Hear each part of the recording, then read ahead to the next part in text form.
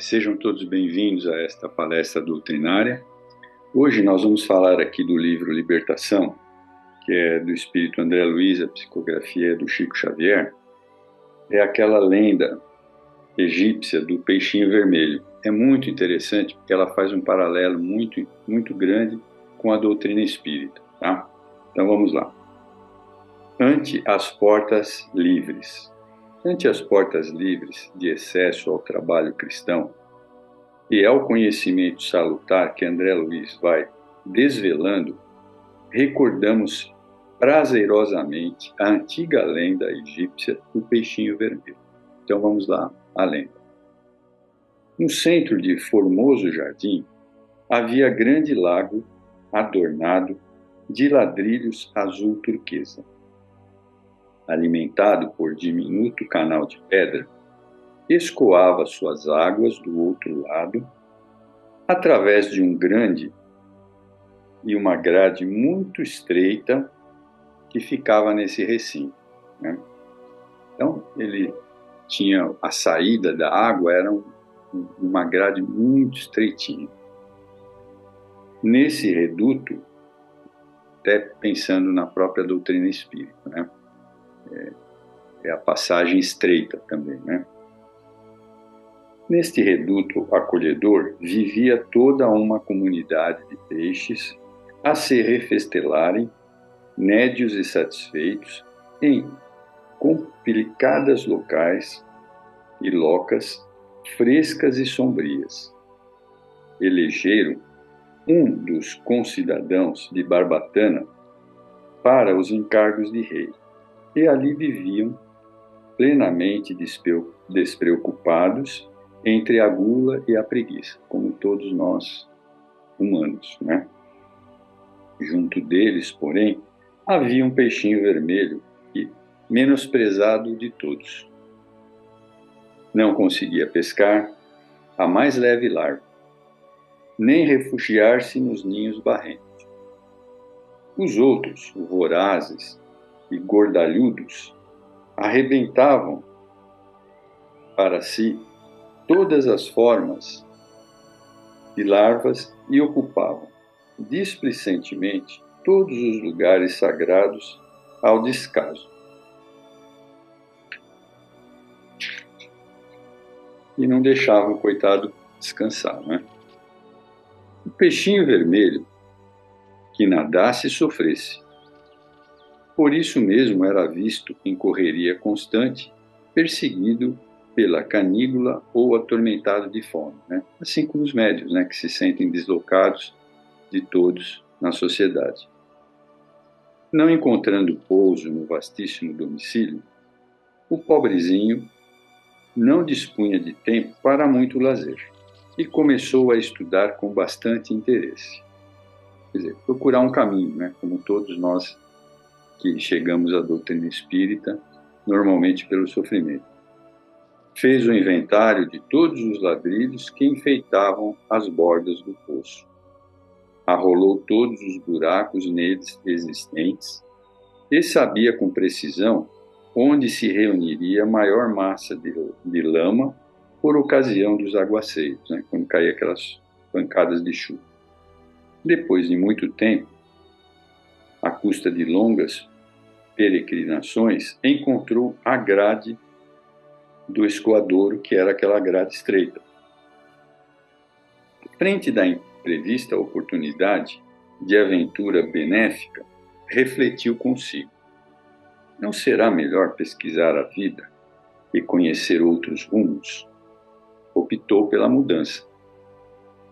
Apesar de macérrimo pela abstenção completa de qualquer conforto, perdeu várias escamas com grande sofrimento, a fim de atravessar a passagem estreitíssima, né? Quer dizer, aquele sacrifício que todos nós fazemos na doutrina, né? De se abster uma série de coisas para que a gente possa se dedicar à doutrina, né? Lembrando Paulo de Tarso: tudo eu posso, mas nem tudo me convém. Pronunciando votos renovadores, avançou otimista pelo rego d'água, encontrando com as novas paisagens, ricas de flores e sol que o defrontavam e seguiu embriagado de esperança. Ele ficou deslumbrado com tudo aquilo. Em breve, alcançou o grande rio e fez inúmeros conhecimentos. Encontrou peixes de muitas famílias diferentes que com ele simpatizaram, instruindo-o quanto aos percalços da marcha e descortinando-lhe mais fácil roteiro, né? Que a gente pode comparar aos mentores, né? Que nos trazem muita experiência. Embevecido, contemplou nas margens homens e animais, embarcações, pontes, palácios, veículos, cabanas e arvoredo. Habituado com pouco, vivia com extrema simplicidade, jamais perdendo a leveza e agilidades naturais. Conseguiu, desse modo, atingir o oceano, ébrio de novidades e sedento de estudo. De início, porém fascinado pela paixão de observar, aproximou-se de Baleia, para quem toda a água do lago em que vivera não seria mais do que uma diminuta ração. Impressionado com o espetáculo, abeirou-se dela mais do que devia e foi tragado com os elementos que lhe constituíam a primeira refeição diária, né?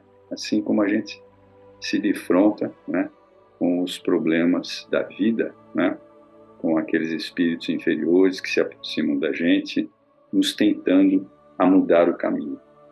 Em apuro, o peixinho aflito orou ao Deus dos peixes, rogando proteção no bojo do monstro, e não obstante as trevas em que pedia salvamento, sua prece foi ouvida, porque o valente cetáceo, a soluçar, vomitou, restituindo-os às correntes marinhas.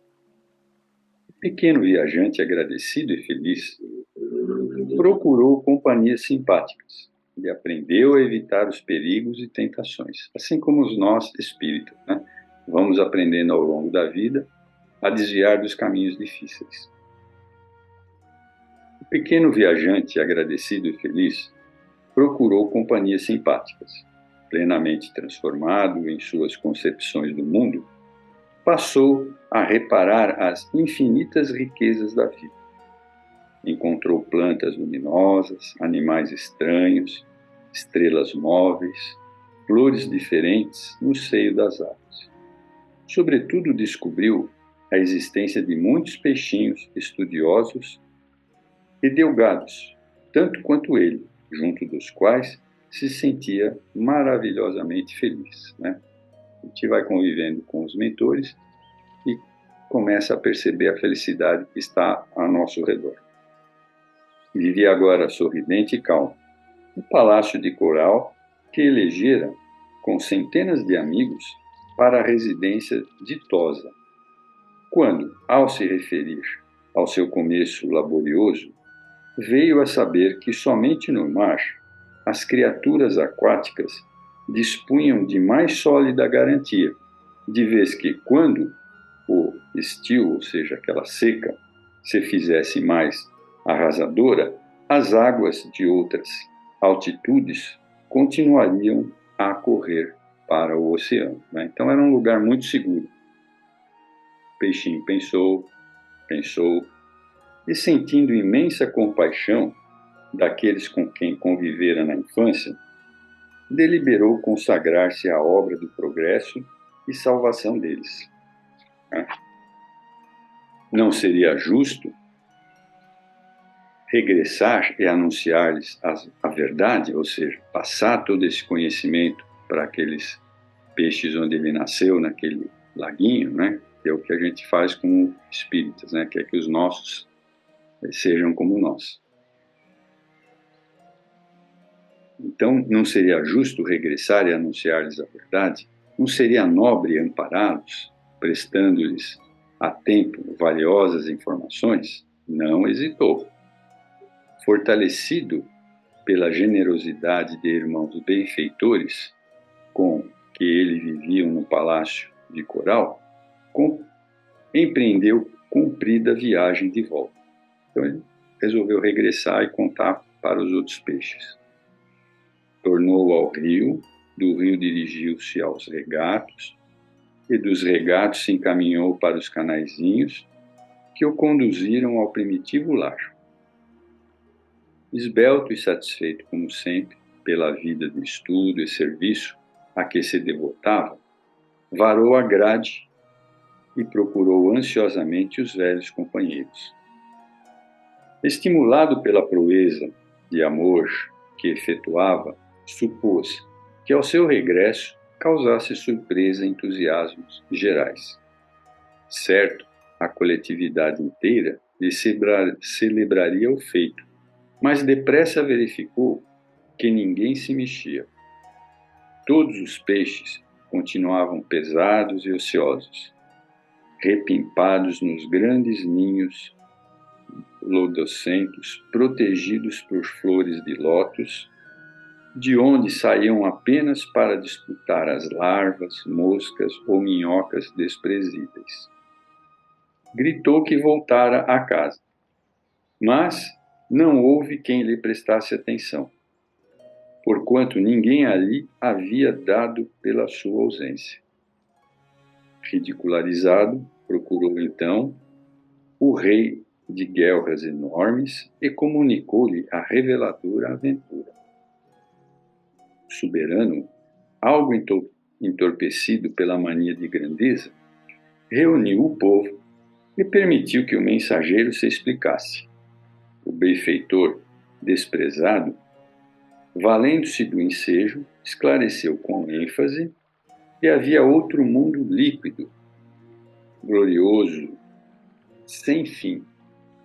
Aquele poço era uma insignificância que podia desaparecer de um momento para o outro, né? Ou seja, ele descobriu o plano espiritual, né? E que a vida na Terra é insignificante perto da eternidade. Além do escoadouro próximo, desdobrava-se outra vida e outra experiência. Lá fora corriam regatos ornados de flores, rios caudalosos, repletos de seres diferentes, e, por fim, o mar, onde a vida aparece cada vez mais rica e mais surpreendente. Descreveu o serviço de tainhas, salmões, de trutas e esqualos. Deu notícias do peixe-lua, do peixe-coelho, do peixe-galo do alto mar. Contudo, que vira o céu repleto de astros sublimes e que descobrira árvores gigantescas, barcos imensos, cidades praieiras, monstros temíveis, jardins submersos, estrelas do oceano, e ofereceu-se para conduzi-los ao palácio de coral, onde viveriam todos prósperos e tranquilos. Finalmente, os informou que semelhante felicidade, porém, tinha igualmente o seu preço. Deveriam todos emagrecer, ou seja, estudar, convenientemente, abstendo-se de devorar tanta larva, tanto verme nas locas escuras e aprendendo a trabalhar e estudar tanto quanto era necessário a venturosa jornada, ou seja, mudar de vida, né? Esquecer a vida material um pouco. Assim que terminou, gargalhadas estridentes coroavam-lhe a preleção. Ninguém acreditou nele. Alguns oradores tomaram a palavra e afirmaram, solenes, que o peixinho vermelho delirava de outra vida além do poço. Era francamente impossível, e aquela história de riachos, rios e oceanos era mera fantasia de cérebro demente. E alguns chegaram a declarar que falavam em nome do Deus dos peixes, que trazia os olhos voltados para eles unicamente, né? Então, as pessoas não acreditam que na casa do meu pai existem muitas moradas, né? e a gente acaba ficando frustrado com a situação. O soberano da comunidade, para melhor ironizar o peixinho, dirigiu-se em companhia dele até a grade de escoamento e, tentando de longe a travessia, exclamou borbulhante: "Não vês que não cabe aqui nenhuma só das minhas barbatanas? Grande tolo, vai-te daqui, não nos perturbe o bem-estar. Nosso lago é o centro do universo, ninguém possui vida igual a nós", como todos aqueles que não conseguiram ainda entender o Espiritismo. Expulso a golpes de sarcarmos, o peixinho realizou a viagem de retorno e instalou-se em definitivo no Palácio de Coral, aguardando o tempo. Depois de alguns anos, pareceu pavorosa e devastadora seca.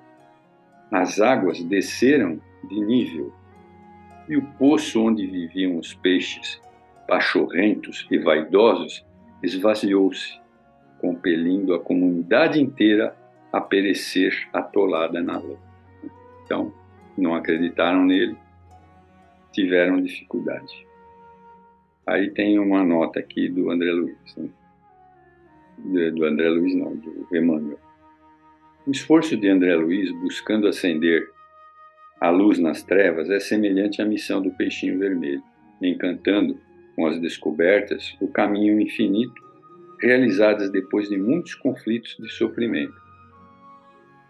Volve aos recôncavos da crosta terrestre, anunciando aos antigos companheiros que, além dos cubículos em que se movimentam, resplandecem outra vida, mais intensa e mais bela, exigindo, porém, acurado aprimoramento individual para a travessia de estreita passagem de acesso às claridades da sublimação.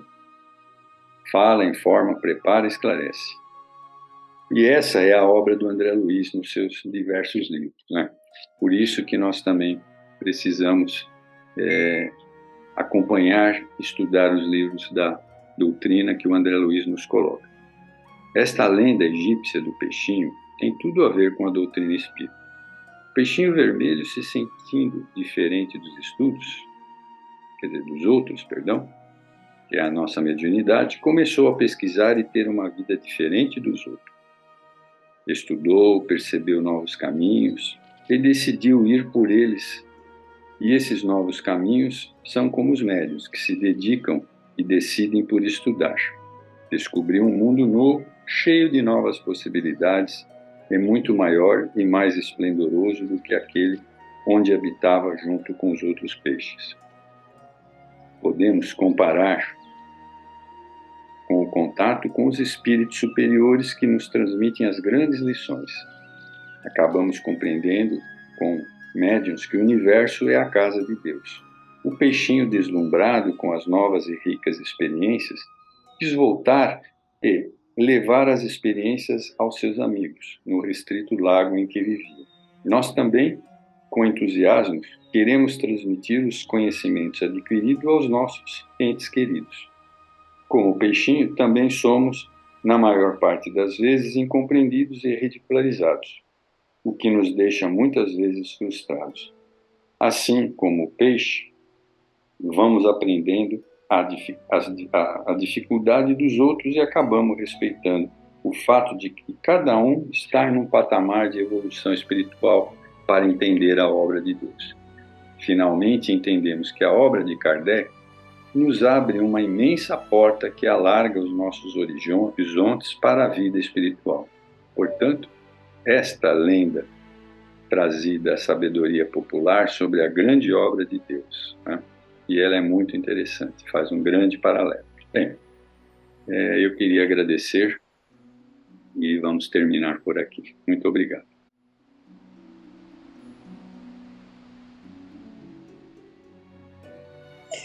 Boa noite a todos. Mais uma vez, estamos reunidos em nome de Deus e de Jesus para a nossa palestra desta noite. Sempre iniciando com a nossa prece, momento em que levamos o pensamento a Deus e a Jesus com muita gratidão, porque é uma bela oportunidade que temos de estar estudando o Evangelho, de tentar compreender o significado da vida. O Espiritismo é a terceira revelação, o Consolador prometido por Jesus. E com certeza ele vai nos trazer muitas respostas que tanto procuramos. Confiemos em Deus, Ele é nosso Pai, como Jesus também nos falou e continua a dizer. E Jesus é o nosso Mestre amado, está ao nosso lado o tempo todo. Ele compreende o sofrimento da humanidade terrestre e acompanha a evolução de cada um. Que nesta noite os teus ensinamentos se gravem em nossos corações, Senhor. E aproveitamos o momento para pedir por todos aqueles que sofrem, por todos que se encontram tristes, angustiosos, que o amor desses espíritos benfeitores possa chegar a cada coração nesse momento. Pai nosso que estais no céu, santificado seja o teu nome. Venha a nós o teu reino, Senhor. Seja feita a tua vontade e não a nossa, assim na terra como no céu. O pão nosso de cada dia dai-nos hoje. Perdoa, Senhor, as nossas dívidas, assim como perdoamos aos nossos devedores. Não nos deixeis cair em tentação e livra-nos de todo o mal. Que assim seja. Iniciando sempre com um trecho do Evangelho segundo o Espiritismo por Allan Kardec. Mais uma vez, vamos ao capítulo 5. Bem-aventurados os aflitos. Nesse capítulo, ele fala sobre a dor, sofrimento, desigualdade, as expiações, a evolução, o auxílio que recebemos, né? Então vamos ler um trecho sobre justiça das aflições. Muitos perguntam por que uns sofrem mais do que os outros? Por que uns nascem na miséria e outros na opulência, sem nada terem feito para justificar essa posição? Por que para uns nada dá certo, enquanto para outros tudo parece sorrir? Não é? Então são perguntas que muitos de nós já fizemos. Tem mais uma situação que ele coloca aqui. Muitos, nós vemos os bens e os males desigualmente distribuídos entre o vício e a virtude. Ver homens virtuosos sofrer ao lado de malvados que prosperam. A fé no futuro pode consolar e proporcionar paciência, mas não explica essas anomalias que parecem desmentir a justiça de Deus. Entretanto, desde que se admita a existência de Deus, não é possível concebê-lo sem suas perfeições infinitas. Ele deve, e o é, né? Todo poderoso, todo justiça, todo bondade, pois sem isso não seria Deus. E se Deus é soberanamente justo e bom, não pode agir por capricho ou com parcialidade. Então, as vicissitudes da vida sempre têm, pois, uma causa. E como Deus é justo, essa causa deve ser justa. Eis o que todos devem compenetrar-se. Então, a doutrina espírita, através da lei de causa e efeito, ação e reação, através da reencarnação, das vidas sucessivas, quando conhecemos que nós somos espíritos eternos em evolução, nós passamos a compreender que essas aflições, elas fazem parte do nosso processo evolutivo. E essas aflições, elas podem ter causas atuais ou causas anteriores, né? É isso que está aqui no Evangelho. Então, nós vamos ver a diferença, porque muitas vezes nós sofremos, mas a gente fica procurando ali o porquê daquela situação e a gente não encontra resposta, né? Na vida presente. Mas a doutrina espírita vem e nos explica que nós temos um passado de erros, escolhas infelizes que realizamos, nos foi dado o livre-arbítrio, a escolha é livre, mas nós vamos ter consequências e vamos ter que consertar isso no futuro. De uma maneira bem simples, né, resumida, é assim que acontecem as situações na nossa caminhada evolutiva.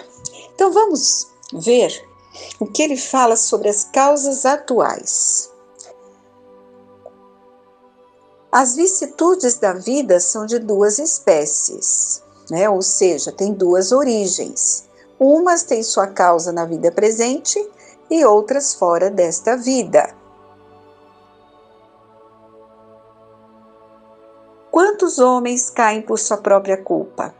Quantos são vítimas da sua imprevidência, do seu orgulho, da sua ambição? Quantas pessoas arruinadas por falta de ordem, de perseverança, por mau comportamento ou por não terem limitado os seus desejos, não é? Então, muitas situações na vida são provocadas por escolhas infelizes de cada um. Quantas doenças nós desenvolvemos por causa da nossa intemperança e dos excessos? Então, que todos nós que temos o coração ferido pelas vicissitudes e as decepções da vida, interroguemos friamente a nossa própria consciência, né? Que vamos lembrando passo a passo de toda a nossa encarnação, a fonte dos males que nos afligem. E nós vamos ver que na maioria das vezes podemos dizer: se eu tivesse ou não tivesse feito tal coisa, não estaria nessa situação. Não é verdade? Sejamos sinceros conosco mesmo. Muitas coisas que sofremos atualmente, se lá atrás a gente tivesse feito uma escolha diferente, tivesse evitado ter certa atitude, não estaríamos sofrendo a consequência hoje. Isso é fato. Então, a grande maioria das aflições do ser humano são de causas atuais, dessa presente. Se nós observarmos, fizermos esse balanço, nós vamos ver, né? O homem é, num grande número de casos, o autor de seus próprios infortúnios. E ele os evitará quando trabalhar para o seu adiantamento moral e intelectual. Então, este é o caminho, nos observar, conhecimento de si mesmo, como é o meu comportamento, o que eu venho construindo na minha vida, por que eu estou em aflição, da onde vem esse sofrimento todo, essa situação que eu estou passando. E aí a gente vai ver que, infelizmente, partiu das minhas escolhas, a grande maioria. Então, por isso é importante nós conhecermos o Evangelho, lembrar daquela frase, né, tão importante que Jesus nos deixou: conhece a verdade e ela lhe libertará. Então, nós temos que estar desenvolvendo a nossa fé, buscando o Evangelho, alimentando a nossa alma com todos esses ensinamentos de Jesus, para que a gente possa combater em nós essas predisposições infelizes que trazemos, né, por sermos ainda imperfeitos, do orgulho, da vaidade, do egoísmo, porque assim nós vamos evitando sofrimentos. Se fizermos as escolhas certas, sofreremos menos. Então vamos agora avaliar as causas anteriores. Por quê? De repente nós fazemos essa avaliação e chegamos a uma conclusão. Poxa, eu desde pequeno sempre fui uma pessoa boa, não fiz mal para ninguém, me esforcei por ser cada dia melhor e de repente aparece uma situação dolorosa na minha vida, né? Uma doença ou uma perda precoce de algum ente querido, acidente, alguma situação financeira, né? Ou uma situação como essa que estamos vivendo agora de um flagelo, né? De uma provação de um desencarne coletivo. Quantos estão passando por essas situações? Doenças que aparecem desde nascença, deformidades, né? Então, quando a gente se questiona todas essas situações, o que essas pessoas fizeram nesta vida para merecer uma sorte assim, né, tão triste, sem possibilidades de compensação, e que eles não puderam evitar, sendo impotentes para modificá-las, né? Por quê que essas pessoas passam por dificuldades, sendo que ao seu lado, sobre o mesmo teto, na mesma família, outros se apresentam favorecidos em todos os sentidos, né? Mais uma situação, quando uma criança morre em tenridade. Então, todos esses problemas, nenhuma filosofia resolveu até agora.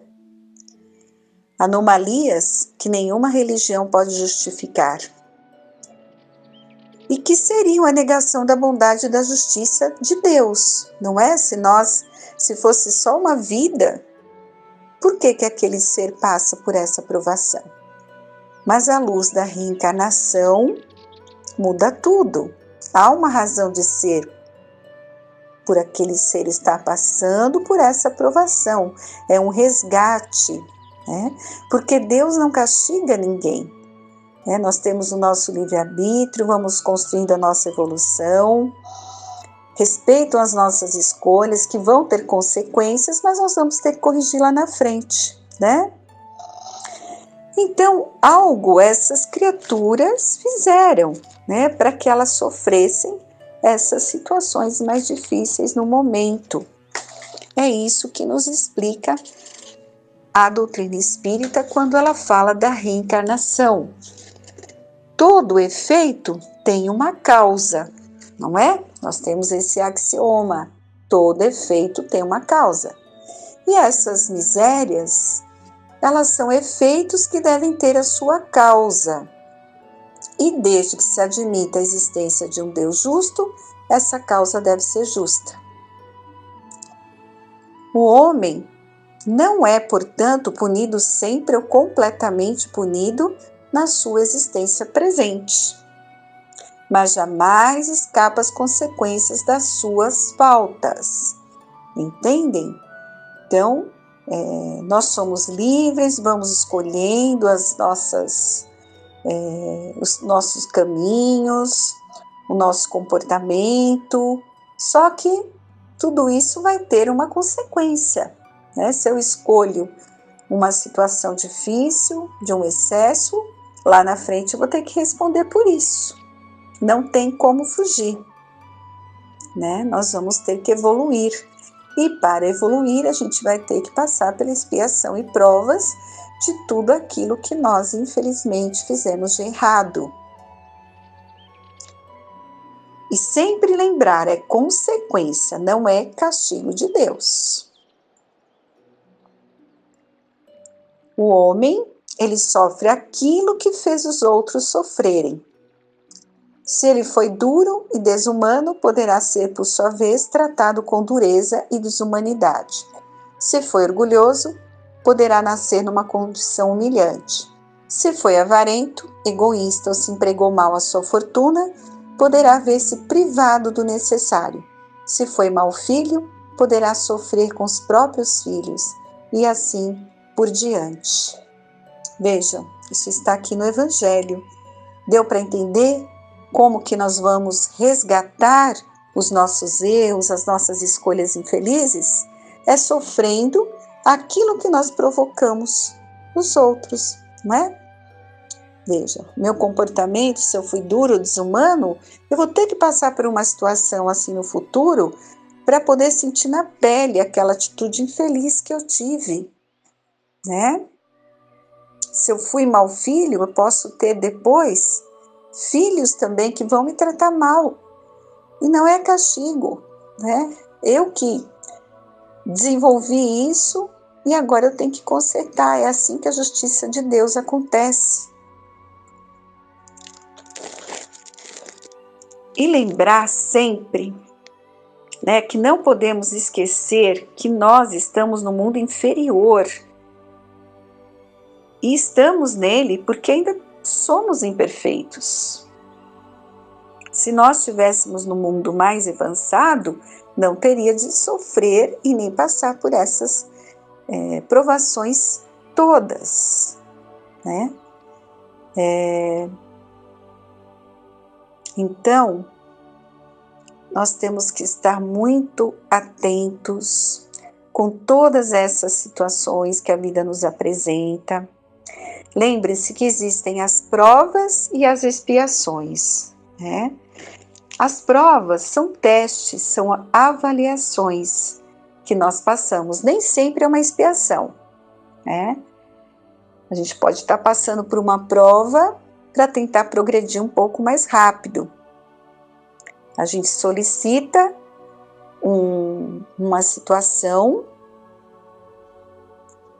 e pede para passar por uma prova, por uma tarefa, para ver se a gente vai conseguir, né, realmente sair vitorioso e conseguir andar um pouquinho mais na nossa estrada aí evolutiva.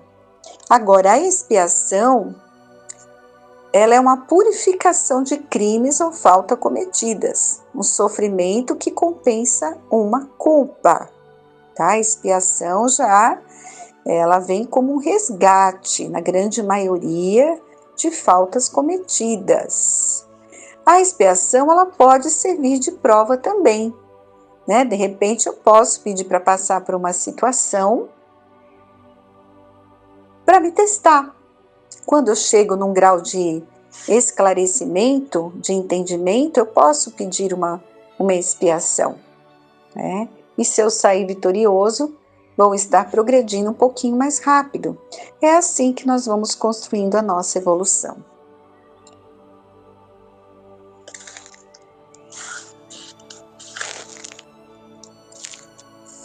As provas da vida fazem progredir, sempre.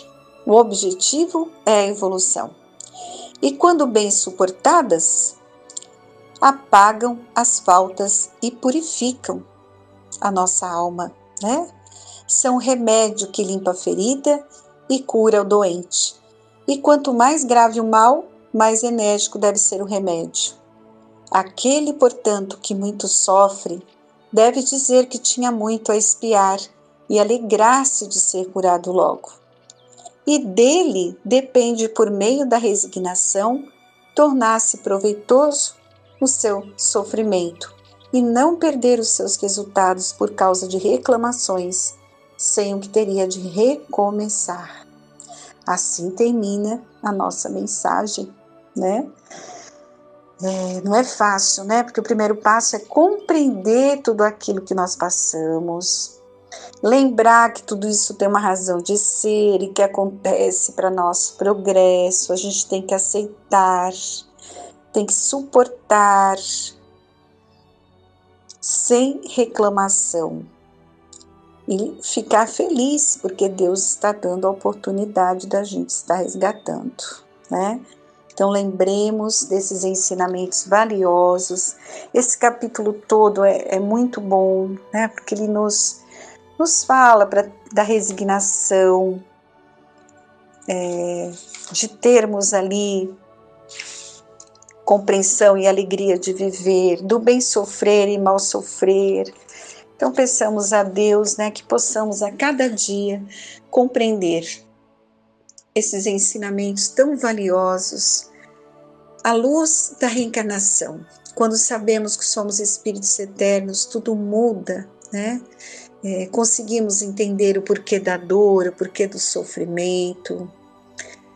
Então é isso, meus amigos, a nossa mensagem desta noite. Muita gratidão a todos vocês pela oportunidade de estarmos juntos e continuem com a segunda parte da nossa palestra desta noite. Uma boa noite.